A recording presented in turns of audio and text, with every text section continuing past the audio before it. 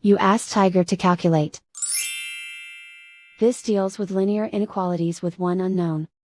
The final result is u equal or smaller than 35. Let's solve it step by step.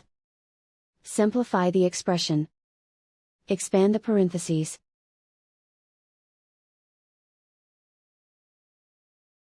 Simplify the arithmetic.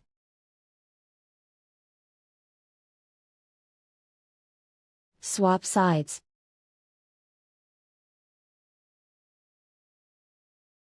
Group all constants on the right side of the inequality.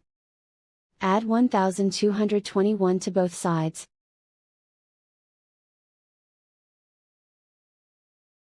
Simplify the arithmetic.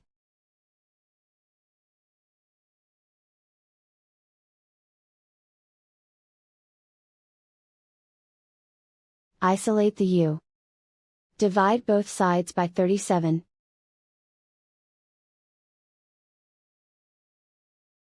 Simplify the fraction.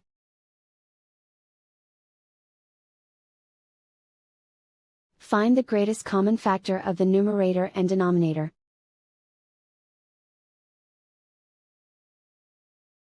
Factor out and cancel the greatest common factor.